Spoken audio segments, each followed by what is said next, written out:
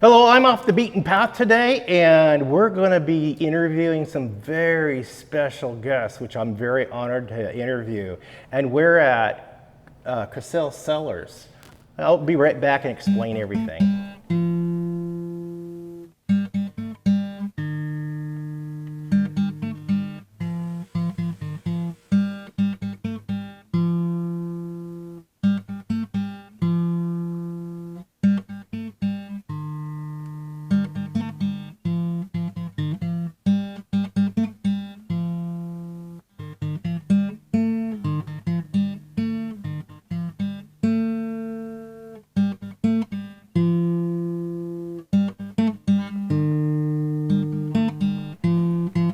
Welcome back to Pine Meadows Hobby Farm. I'm your host, Jerald Hanson, and with me I have some honor. I'm really honored to have these guests.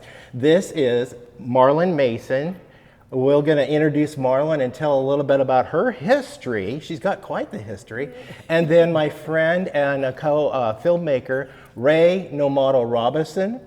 But right now I want to explain where we're at. We're at Campbell Cellars. Campbell Cellars sits on Modoc Road along the Rogue River. We're in the shadows of Upper Table Rock that sits north of the Rogue Valley, north of Medford, Oregon.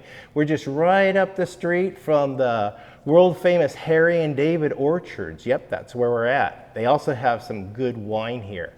Anyway, today's interview is going to be with Marlyn and Ray. And Marlyn, I want to introduce who you are. Marlyn is not only a stage performer and singer, recording artist, she is also silver screen artist. I just got this in today, of all times. This is a musical. It was a Tony Award winning musical on Broadway. It's How Now Dow Jones. It features Marlyn Mason. A lot of the songs on here are her singing. That comes into the recording artist part of it. She's also might be more noteworthy in a musical show with this guy. I think everybody knows him. It's Elvis Presley. Yeah, she was one of his leading ladies in The Trouble with Girls. I remember him. Yes, we're going to talk about that. And she also is only one of 3 women who have the distinct honor of recording a duet with Elvis Presley. Marlyn. The worst song ever written, but I got to record with him. You got to record with them. So tell me about, first, the stage and screen. You got started in stage? Yes, as a child, 5 years old, 1945, I sang Santa Claus is Coming to Town at a church social. I'm no longer churchy, but that's what got me started.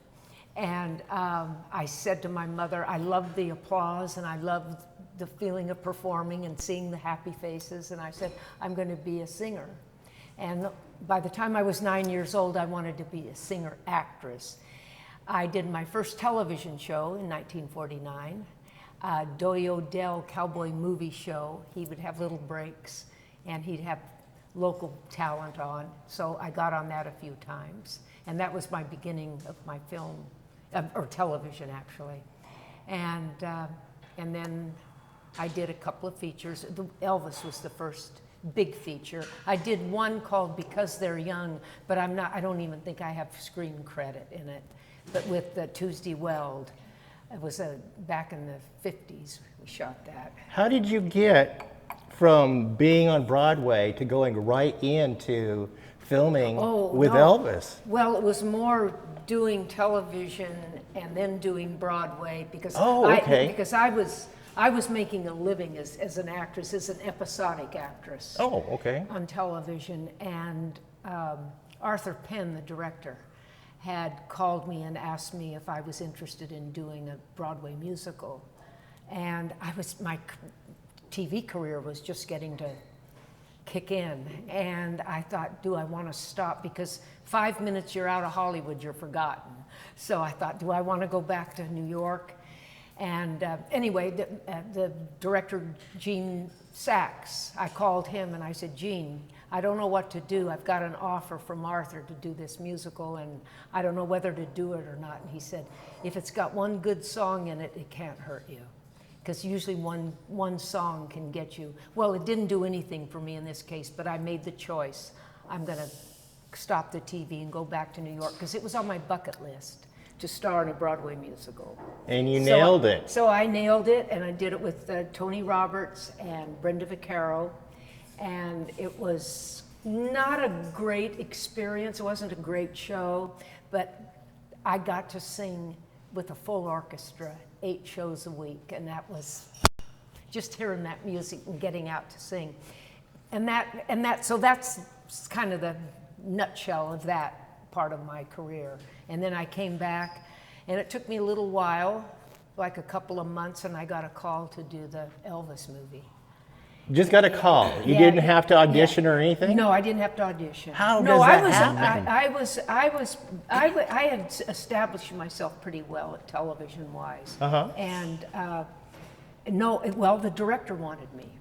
Peter Tewksbury was the director. Okay. And they wanted. He had a good eye. They wanted. Well, apparently. And a good ear. I did A Father Knows Best, and I know that he had directed some of those. I don't know if he directed the one that I did, but I had done a musical review in Hollywood that was well attended by the industry at that time. And I don't know if he saw me and didn't forget me. I never asked Peter how did you, because I didn't know this until later on, long after the movie was made. You kind of find out how things happened that you didn't know about at the time. And this was told to me long after the movie, that they wanted a buxom blonde, and Peter said, I get Marlyn Mason or I won't do the movie. And he had already done 2 films with Elvis, so he had probably some say. And anyway, I ended up with it, and it was good, because it's not a great movie, but he and I were wonderful together in it. He was just amazing to work with. I heard a couple of rumors of some behind-the-scene antics involving you and Elvis. One involved helium balloons. Tell me about that. Oh, well, the first 2 weeks of the movie, we shot on the back lot. It was a big tent show, and so it involved the townspeople, and it was parades and things. The whole opening is a parade. And so there were balloons everywhere, and there were balloon tanks everywhere. And I got real comfortable working with him, so I went over and I got a balloon filled up and went back and that. And he loved doing pranks, so he let me at him. We went for a couple of days. We drove poor Peter Tewksbury crazy with the balloons. Oh my. But we did the very first scene, as I recall, that we did. Elvis and I sucked up just before he yelled action, and then he goes, I ain't nothing but a hound dog. and that's how the movie was, working with him. He was just great. And Peter let us, he was used to working with Elvis, so. You guys did fireworks together too. Yes, that's when I got to kiss Elvis. Oh yeah, that's right. I seen that scene. Yes, and well, a little interesting story about that, which I'd totally forgotten about. I go to Memphis occasionally and do Q&As there for Elvis Week in January or August, and so I'm always trying to remember things to keep the Q&A interesting, because the same fans come back and they hear the stories, and I always like to freshen it up with something new. And I got to the point where I couldn't remember anything else, and I got to thinking one day about the kissing scene. And it came to me that we had a discussion when we were in rehearsal. There's a rocket goes through this tent that it's supposed to be a tent that we're in, and this rocket goes through it, and it's what throws us together. And before we did the first rehearsal, we got to the point where the kiss, and it was like, wait a minute. I remembered, I worried about us hurting each other because we were kind of really flying at each other. Mm-hmm. And and I said, we have to rehearse this. It was like an excuse to kiss him. I said, we have to rehearse this, because I said, I don't want to go down in history known as the woman who busted Elvis's lip. And I don't want him, you know, chipping my tooth or something. So we have to be careful here. So we rehearsed it. And when you see it in the movie, it goes so fast, you don't see that. I don't see it. You don't see that we're carefully approaching each other, because it's just going so fast. And then we talk. It was a comedy kiss. So I don't know how Elvis really kissed. We talk through the whole, as soon as our lips meet, he says, pick the mayor's daughter. And I go, what? And so we're talking. That's how it goes. And the rocket goes off, and it's going crazy. And well, that's hilarious. Well, thank you for sharing those and expounding on those rumors. Yes, my personal times with Elvis. Yes. Now, you've went on to do other things besides Broadway and this iconic Elvis movie. You've kept busy. You've never retired, it seems. Well, when my career came to a halt, how old was I, Ray, when my career came to a halt? Late 1993, 50s. So I was 53 years old. Okay. And I often wondered in my younger years that one day I would wake up and think, I better hang it up, it's time to, and I wasn't there yet, but I was 53 and there wasn't a lot of work. And I was kind of scrambling for, what am I going to do? And the agents I had they couldn't get work for the girls that they had, my peers.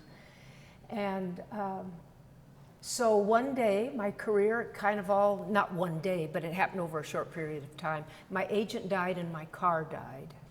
And I figured dead car, dead agent, dead career. Oh, because no. You can't get around in LA in those days. Well, you can't get around LA at all now. But it's, so I called a friend of mine who had a guest house in Oregon. She and I had known each other since kindergarten, and we were like sisters. And she said to me out of the blue, well, it was after her father had died. Her boyfriend had built a little guest house for her parents. Mm-hmm. And when her father died, she called me and she said, anytime you want to get out of Hollywood, or if you ever need a roof over your head, you always have a home here. Never dreaming I would come, and I never dreamed I wouldn't work. Well, my little dream came true. I wasn't working. And I decided, after my car burned up, I thought, okay, time to go. So I picked up the phone and called her, and I said, is your guest house empty? And she said, it will be July 18th. Oh. So it'll be 31 years ago, July 18th, that I came up here. And you've been nestled in the Rogue Valley? Yes, and ever since? Yes, and I did 2 movies for television. Somebody saw me and said, I can get you work. And that was when LA was going to Portland. And so I did did the 2 movies, and then everything went to Seattle. And then they kept going. And now it's in Vancouver. And so I didn't do anything, and I figured it up. I hadn't done anything for 11 years. And then through too long a story for here, but I ended up writing a little 2-paragraph piece, and I gave it to Ray. And Ray and I we would meet for 3 years, wasn't it? Talking about the Shell Keeper, which Yes. you'd worked with Vince Valenzuela. Yes. You'd worked with on that. Yes, I was working, had been writing a screenplay just for fun, I had no goals with it, just for fun. And it all came about out of a conversation with a comedian named Vince Valenzuela, who lives in Seattle. And I didn't know Vince. I only knew him long distance. Mm-hmm. And so I started this screenplay and worked on it for about 3 years, and I just burned out. So I had stopped, I burned out on writing this screenplay, and I had said to Vince, I said, I think I'll be an artist model. But I didn't pursue it or anything. Months later, somebody told me about a contest online called Flash Fiction. I don't know if either one of you, and it's a 500 word or less contest. I don't know if it's still on or not, easy enough to I've find not out. heard of it recently, But it's 500 words or less in any genre. And so I thought, oh, I think I'll call him and he can sharpen. He was a stand-up comedian, so thought, you know, if he wants to sharpen his writing skills. So I said, hey, this is just an idea. And he said, well, I always liked that idea you had about being an artist model. And I went, oh yeah, I forgot all about that. Yeah, I never really pursued that. And we finished, chit-chatted, finished our conversation. I hung up. And I just kind of sat there with my computer, and I kind of morphed into a model. And as I'm doing that, I started writing. Within 45 minutes, I had written a little short called Model Rules. 2 paragraphs, 488 words, because I thought I'd enter it into this contest. I gave it to him. He calls me and says, we have to do this. And make a long story short, that was the beginning of my introduction into the indie film. And it all came from Vince saying, I always liked that idea you had about being a artist model. And here I am 27 shorts and features later. I'm an artist model in it. So I'm totally nude. Okay. From head to toe.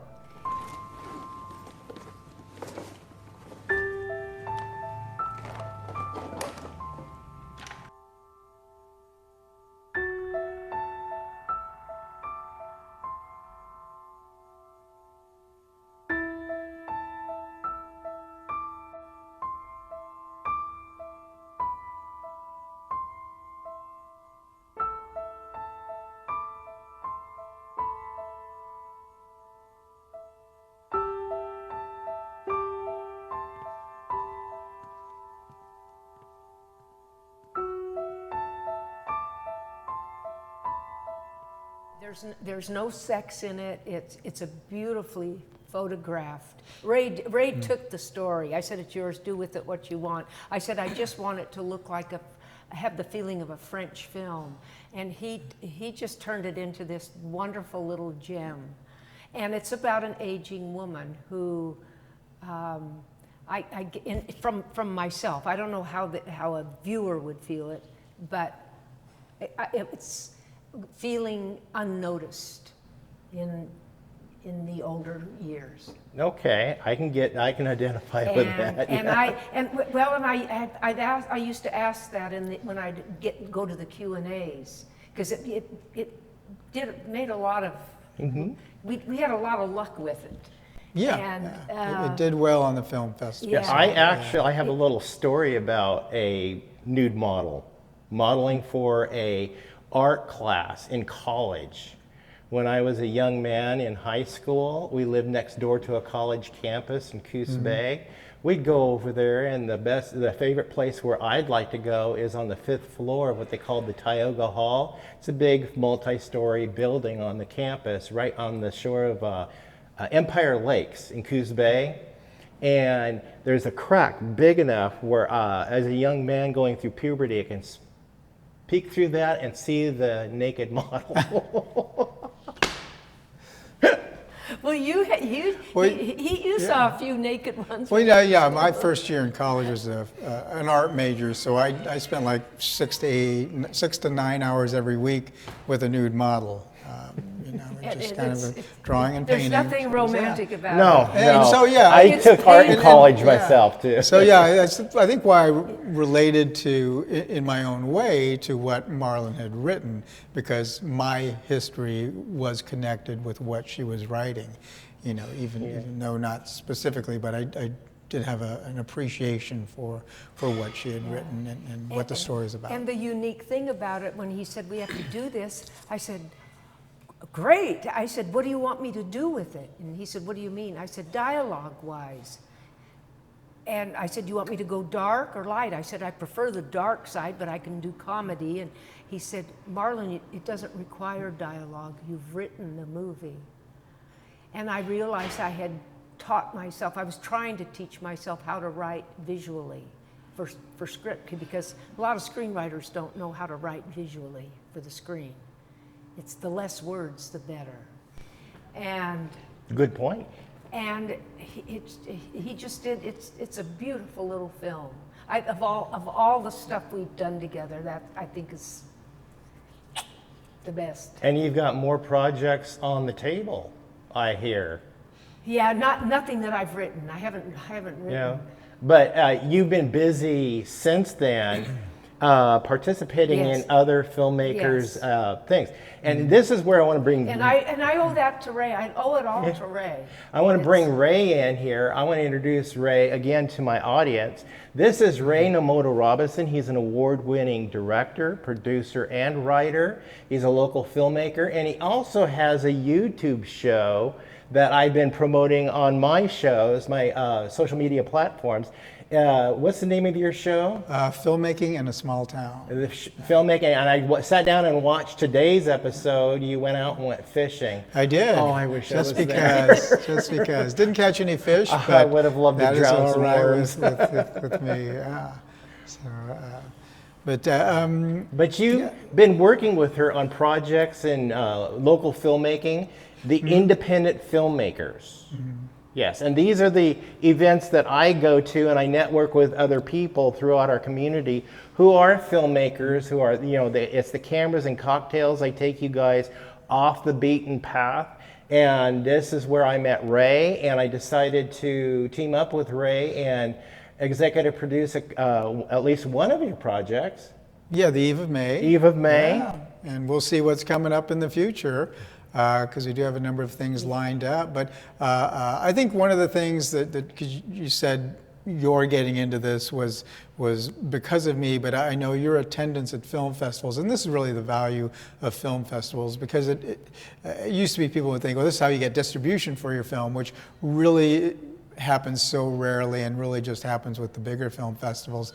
But I know Marlyn attended a lot of film festivals with Model Rules and The Bag, and that's where she started meeting other independent filmmakers, and they said, oh, I've got this film. And that's where it's certainly gone way beyond this valley. I think you have another one, the musical, starting up really soon, or that wrapped in Yeah, I don't know LA. what's You've got happening with that. Senior Love Triangle. There was the one you did on the East Coast where you're Yeah. the cancer. Well, but you were responsible for Senior Love Triangle. That is I will sell that one right now.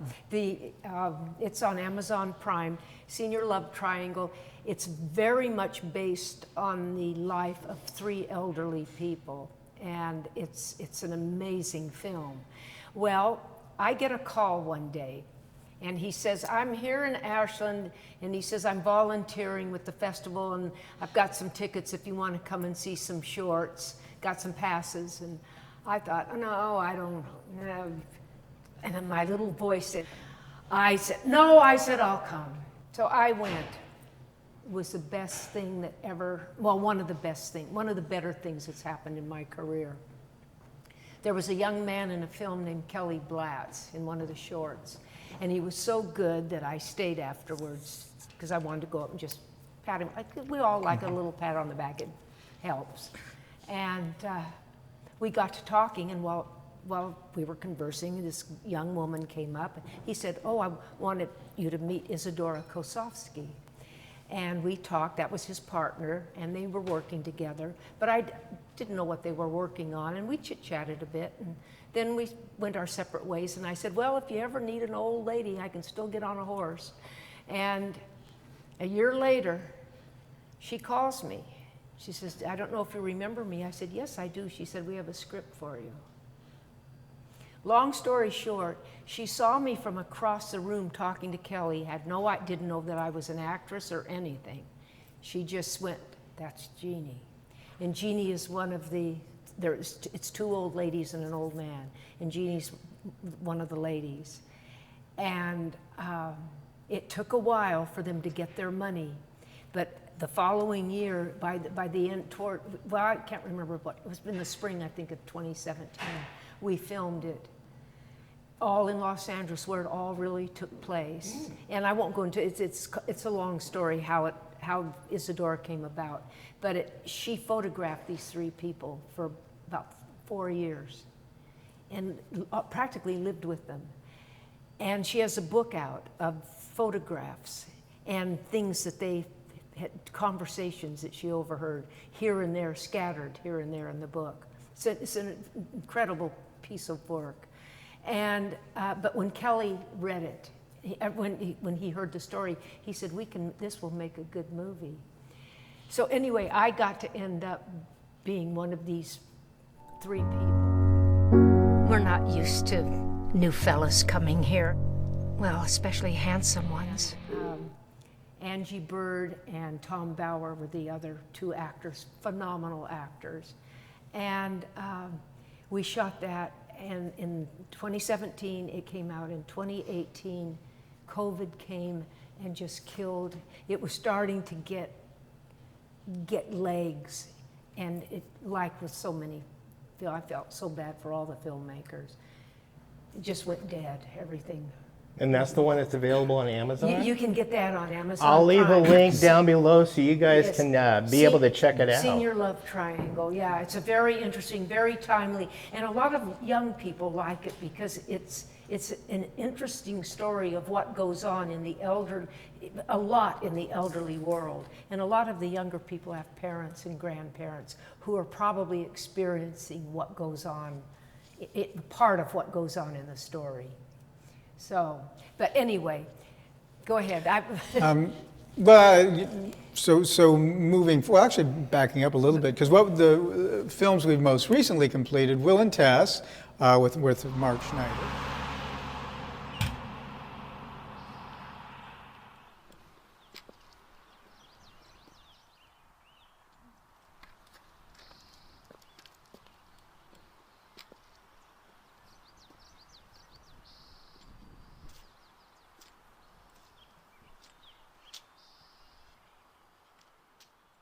Yes. On the show with us as well. It was a short film. Marlyn had the lead in that, and also did Bad Fish, which is just coming out very soon. Will be streaming, and Marlyn has a role in that as well. That's a feature length directed by Brad Douglas, and to kind of move the project Will and Tess to the 24 or the film race that we're going to do next. Mark Schneider, who had his own career in LA and then moved up to this area, one of the comments he had made before we did Will and Tess was that he's been in 4 movies with Marlyn, yet never appeared in a scene with her once. Not even in Will and Tess. No, and he talked about a little bit about how maybe he could come in at the end, the final scene, and so no, it doesn't really work. So still, he's been in 4 or 5 films with Marlyn, but never in the same scene. So never actually on camera at the same time, because in Will and Tess, it's a split screen kind of thing. But so now we're working on a film race, and I've done 5 of these in the past. This one will be a little different. It's a competition that's held out of Atlanta, and this one we actually get 100 hours to make a film, concept to completion. We have more time than we've had in the past. And this time we do have included in the cast Marlyn and Mark, so I'm assuming that when the script's written, because we don't start writing the script till minute 1, that they will actually finally appear in a scene together after all this time. And I've worked with her in a project before too, but I've never met her until just now.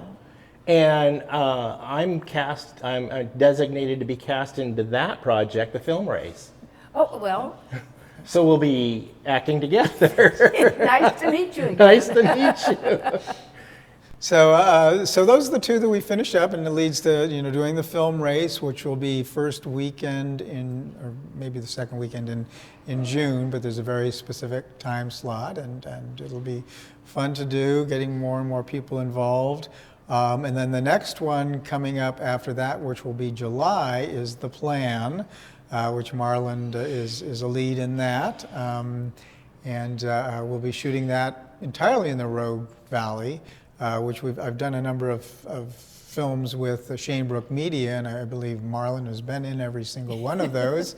And we shot in Virginia City. I guess you weren't involved with that one. We shot in Central Oregon, Mitchell, Prineville, Bend, and we shot on the Oregon coast.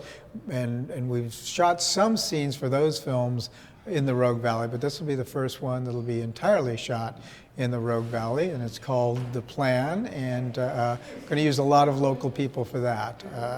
But getting all that put together, and that will be coming up next. And then after that, well, I guess in development we'll call the Golden Age, because I just literally less than an hour ago, handed Marlyn the script for that. She-Woman. So yes, and give a little rundown of the story, but we've got to figure that out, you know, budgeting and all that kind of stuff. But hopeful that we can do that. She-Woman would be her role in that. It's a comedy, but it also gets very, very deep and very serious at points as well, which is one of the things I really appreciate about it. And I think when I first mentioned it to you, or maybe it was somebody else, that you know, it's just humorous, and then it hits this one point where you're surprised what a serious turn it takes all of a sudden. And I really like that about it, and the kind of film that can be done very simply on some levels, you know, limited locations, not a huge cast, so that's really nice. And written by a young man from Wolf Creek. I don't know if he still lives there or Yes. not. Does he still live there? Yeah, I was just on the phone with him not too long ago. And he sent me the script. I said, I got to give this to Ray. Yeah. So I sent the script over to Ray. I actually auditioned for a role for the script when he's going to be making it into a movie 3 years ago. Oh. I could not get this script out of my mind. So I called him. I tracked him down, called him up about 2 weeks ago. I says, buddy, where is that script? He goes, well, I'm not doing it right now, but I'll give it to you. It's like... And I don't know how old he is. He doesn't seem to be very old, but when I read some of it, I go, he must have been researching with somebody who was older or something, because there's certain elements in it that to me are surprising that it would be written by such a young person. So it appears so seasoned. He's a nice young man. How old is he? I don't know exactly how old he is. I would say late 20s, mid to late young. 20s. Yes. That's young. Still single. So anyway, it's a good script, and Caleb hopefully you're Quist gonna is get his this. name. Kaylin Quist? Caleb Quist. Caleb Quist. We'll see if we can Yes. make that one happen. Fun. Sounds like Yeah, fun. yeah. I think I auditioned for the role of, it's a movie about superheroes. Retired superheroes. And supervillains. Yes. But that's what the movie is about, and it's got some very interesting turn of events that goes into the movie that's very thought-provoking. I liked it. And I like the light side of it, the comedy part of it, but there's a serious part of it it affects everybody. Yeah, and I sent you a link to a short film that we had done for Jackson County Library System for their Medford Comic-Con. I saw that. And yeah, same kind. I mean, definitely similar. You know, humorous with superheroes and with at least one of them being retired because he discovered he had an allergy to latex. Similar, but obviously that one we made in just 24 hours from developing the idea. It was done at Medford Comic-Con, and we had those attending our session were to give us certain criteria for it, like a bag of onions. So that had to become a part of the story. So, you know, just very, very quickly becoming very creative and getting that done and edited and ready to show at Medford Comic-Con later in the event. So similar kind of thing, but it did remind me of that short film that I'd done a while ago. So Marlyn, while I got you sitting here, I would love your autograph on my movie DVD cover, if you would. All right. And There you you spell go. it normally Jerry? Yep.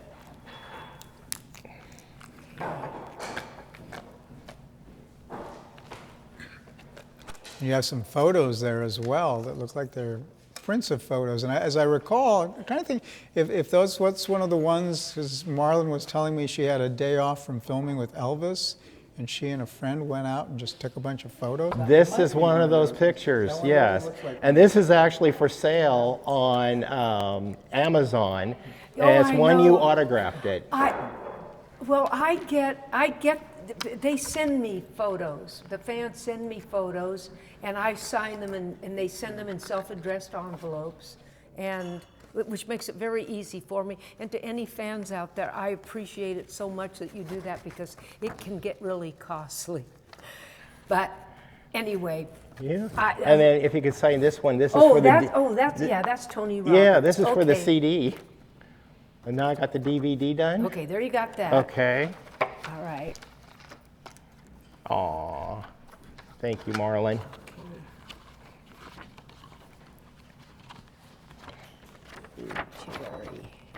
I got my friend and neighbor to autograph a DVD of Horton Hears a Who. Even though the show is animated, on the back of the DVD, they included a bunch of short movie presentations, and there was fun facts on elephants they filmed at his ranch, featuring his elephant Susie and his other elephant Baba.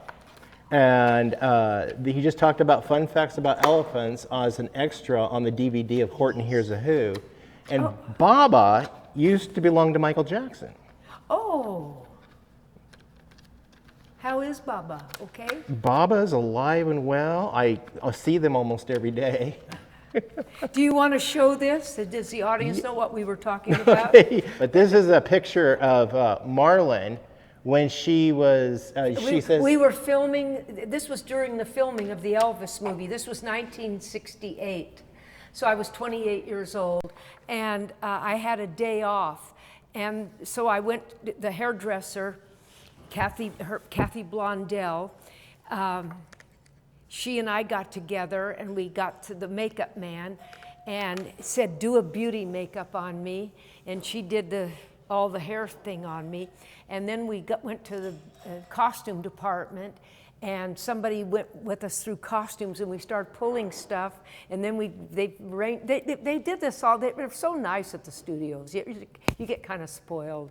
And we had a place to photograph, and I put on all these clothes, and I mean, this is just as crazy. It looked like a lot of fun. It was. I could wear, actually, this would be popular today. Yes, it would be. That's what, how many, 60 years ago? 50 years, 60 years ago? Oh my. A long time ago. So what goes around always comes around. Yes. They're not really. See, that's how much it's being sold for right now. Oh, and people send, I did maybe 4 or 5 poses in different outfits. Yeah. There was one where it looks like I'm Wonder Woman of the jungle. Looks like I'm in a tree. And it was just a big prop. And I climbed up on this thing, and I've got this hair and this little short thing on my legs and posing. And it's one part of the group. That one hasn't shown up yet. I'm waiting for that particular one to show up. I'll keep looking. But yeah, because I don't know how they get out. I'm just lucky to have them. That's nice. And I have a lot of pictures with Elvis. Yeah, that was fun. Yeah. Well, thank you so much for sitting down with me on this interview and having some wine and water. Well, thank you, Ray, for getting me to meet Jerry. You know, anyone says winery, I'm there. Yes, thank you, Ray. This has been fun. Look forward to the new big project we're coming up. Yeah, it's going to be a busy rest of 2024, I would say. Actually, yeah. Lots happening, which is good. Do it while you still can. Actually, I think we're all thinking that. I'm doing it while I still can. Yeah, I'd say, you know, I recommend it. I retired 2 years ago this month. And I told my wife, I am busier than a one-armed paper hanger in a hurricane right now. I threaten I have to go back to work at the hospital just to get a rest. Because I really have been busy. Yeah, you don't want to retire. No. What am I producing 3 shows almost daily. I filmed 4 episodes yesterday. Wow. Produced 2 of them yesterday. 2 of them today. I got an episode to film tomorrow with the elephants and get that produced. And then I'm also not talent scouting, but location scouting for that big project that you're involved with and you're starring in. And we'll see if I get a part in that. Fingers crossed, hopefully I do. Yeah, I wrote your name down on the sheet I was working on when we were location scouting, and we'll have to go over all the locations and how it's all working out. But I think, anyway, so that's one of the locations, but still working on all that and finalizing the cast. There are a number of day players in it, but not really too much. The cast is really pretty small in this because Henry Coleman and you and you're road tripping from Sacramento to Josephine County, and then the guy who plays your son is not in it long at all. He's not in it long at all. No. Do we know who's playing my son? Your son, Michael Meyer. Well, I shouldn't say that because at this point it looks like it'll be Michael Meyer. Oh, terrific. He fits the look that Brad is thinking. Do you have another person in mind that I think would work well, that I've seen on stage once and actually lives a few houses from me, that I think would also do an excellent job as well? Well, that would be Got fun. a great, unique And look. Michael Myers played my son in a terrific, really creepy horror film called Besetment. Oh. Which you also can get on Amazon Yes, Prime. I'll leave that And link down below I too. have to sell myself now. Yeah. I'm really creepy in it. I had such fun playing that role. It was, because I didn't play creepy. She was a really nice lady, which made her really creepy. She was so nice. Everything I've seen you in so far, you've been really spirited. Have you seen, you've seen Besetment? I did see parts of it, yes. Oh, yeah. Oh, parts? Oh, Yes. Did you see the worst part? No. Oh, Not yet. There's a part in it known amongst Yeah, the, even the reviewers will not Yeah. say what happens. The horror reviewers They just say will not, the scene. Yeah, or that the scene. Have you, scene. now when we get Oh, I think I Yes. know where it alludes to. to, Yeah. and and you don't see anything. I'm Mildred Colvin. You call me Millie, everybody does. So what do you think of our little town? I didn't know better. I'd say she kind of likes you. But it's what I create Yeah. in your head for you, and it's a wonderful little horror film. I'm in all of Brad's movies. I'm his Alfred Hitchcock, and I said, you don't have to give me a speaking part. I can just do like an extra, but I have to be in all of your movies. What's Brad's last name? Douglas. Douglas, that's right. Yes, Brad I met him on set down at... That's right, yeah. Yeah, when we were filming that one scene. Yeah.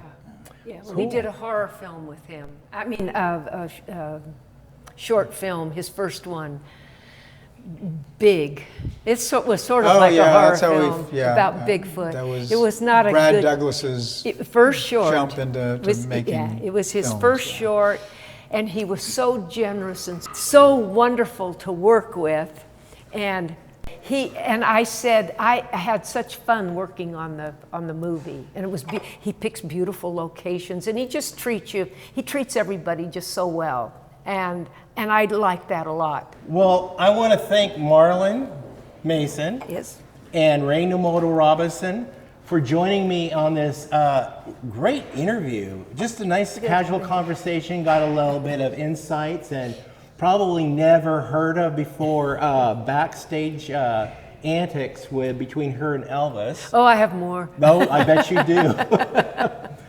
You can stay tuned to more videos right here at Pine Meadows Hobby Farm. I'm your host, Jerald Hanson, with Marlyn Mason, Ray Nomoto Robison. Our sound guy is Killian Campbell, and we want to thank you guys for joining us. Please subscribe, click that bell icon, that'll alert you to new videos as I upload them. Give us a thumbs up. Share my videos on your social media platforms. It really helps grow the channel. We'll see you guys in my next adventure. Bye-bye now. Bye.